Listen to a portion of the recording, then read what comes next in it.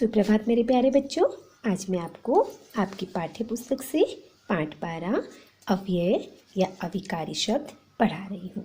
बच्चों, अव्यय का शाब्दिक अर्थ है अ प्लस व्यय, अर्थात वे शब्द जिनका व्यय यानी क्षय का मतलब होता है टूटना, नाश होना, न हो, अव्यय या अविकारी शब्द कहलाते हैं। जैसे धीरे धीरे, में, पर आदि।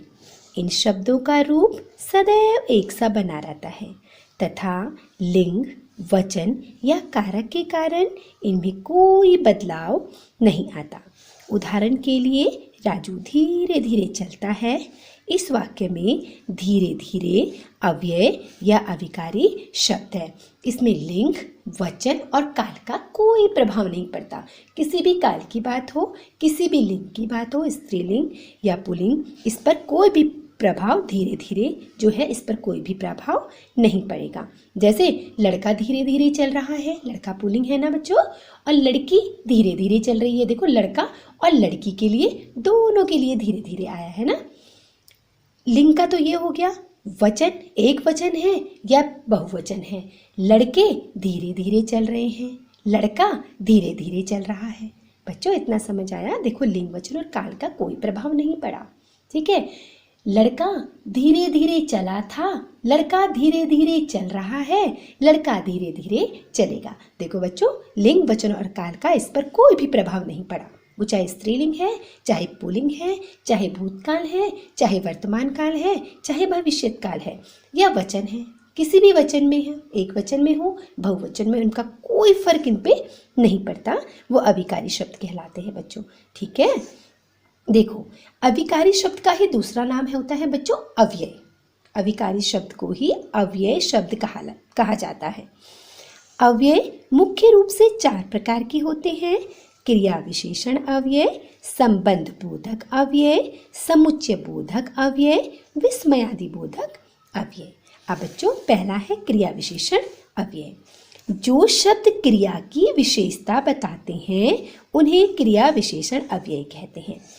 क्रिया और विशेषण, क्रिया की विशेषता, क्रिया की विशेषता ही विशेषण कहलाती है। यानी जो शब्द क्रिया की विशेषता को बताते हैं उन्हें क्रिया विशेषण कहते हैं। जैसे थोड़ा धीरे धीरे चल, सॉरी बच्चों, जैसे घोड़ा धीरे धीरे चल रहा है। देखो, घोड़ा क्रिया तो कर रहा है चलने की, और क्या है क्रिया की विशेषता? धीरे धीरे चलना, है ना बच्चों। फिर दूसरा है बेटे, मीठा कम खाना चाहिए। क्रिया हो रही है खाने की, ठीक है, और विशेषता क्या है? कम खाना चाहिए, ये विशेषता है ना। अब ये भी तो हो सकता था मीठा अधिक खाना चाहिए। देखो, वो भी क्रिया की विशेषता को बताता। क्रिया तो हो रही है, लेकिन कैसी क्रिया करने को कह रहा है वो? खाना तो चाहिए मीठा, लेकिन कैसा बच्चों? कम। ठीक है। अब देखो बच्चों, इन वाक्यों में धीरे धीरे, कम दोनों क्रिया की विशेषता का बोध करा रहे हैं, अतः ये क्रिया विशेषण अव्यय कहलाते हैं। क्रिया विशेषण अव्यय के भी देखो बच्चों 4 भेद होते हैं: कालवाचक क्रिया विशेषण, स्थानवाचक क्रिया विशेषण, रीतिवाचक क्रिया विशेषण और परिमाणवाचक क्रिया विशेषण। ठीक है।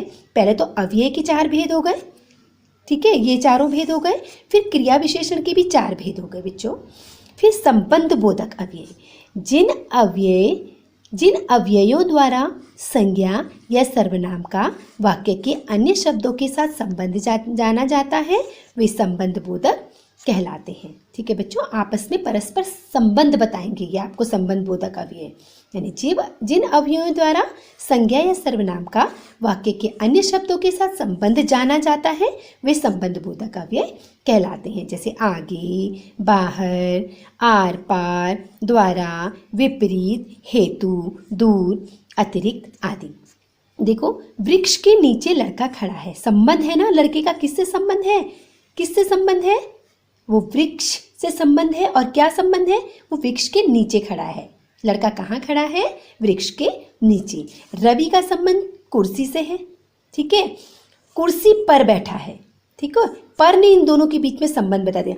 रवि कुर्सी बैठा है, गलत हो रहा है ना, तो पर ने इन दोनों के बीच में संबंध को स्थापित कर दिया। अब देखो बच्चों, समुच्चय बोधक अव्यय। अव्यय दो शब्दों, दो पदों, दो पदबंधों या दो वाक्यांशों को परस्पर जोड़ते हैं। इन्हें समुच्चय बोधक अव्यय कहते हैं। ठीक है, जैसे और, या, इसलिए, क्योंकि, तथा, तथापि, तो आदि। तनु और मनु दोनों भाई हैं, समुच्चय बोधक। देखो, तनु मनु दोनों भाई हैं, और ने इनके बीच में जोड़ दिया ना इनको। यदि तुम मेहनत करते तो पास हो जाते, तुम मेहनत करते तो पास हो जाते, लेकिन कहा जा रहा है यदि, अगर आप मेहनत करते तो आप पास हो जाते। अब देखो बच्चों, अगला है विस्मयादि बोधक अव्यय। विस्मयादि बोधक वे अविकारी शब्द हैं जो हर्ष, घृणा, क्रोध, ग्लानि, विस्मय आदि भावों को प्रकट करते हैं। विस्मयादि बोधक अव्यय बच्चों ये क्रोध, हर्ष, खुशी, घृणा, और जब हम बहुत खुश होते हैं ना बच्चों, तो जो खुशी हमारे मन से निकलती है वो सब क्या होते हैं? विस्मयादि बोधक अव्यय।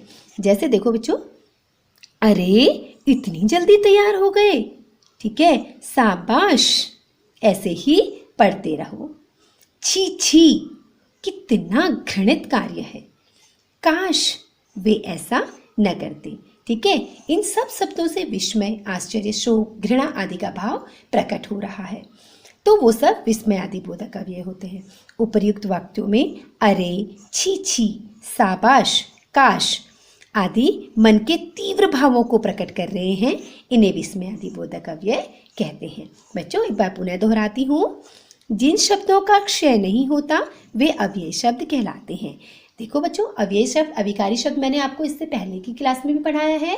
वे शब्द जिनमें लिंग, वचन, कारक और काल के कारण कोई प्रभाव नहीं पड़ता, वो कहलाते हैं अविकारी शब्द। अव्यय मुख्य रूप से 4 प्रकार के होते हैं: क्रिया विशेषण, संबंध बोधक, समुच्चय बोधक, विस्मयादि बोधक। क्रिया विशेषण शब्द क्रिया की विशेषता का बोध करवाते हैं। मैंने बताया जो क्रिया की विशेषता बताते हैं वो क्रिया विशेषण होते हैं। समुच्चय बोधक दो पद या पदबंधों या वाक्यों को जोड़ने का काम करते हैं। समुच्चय बोधक, ठीक है, 2 वाक्यों में या पदों में परस्पर संबंध को बताएंगे। संबंध बोधक संज्ञा या सर्वनाम का वाक्य के अन्य शब्दों के साथ संबंध स्थापित करते हैं।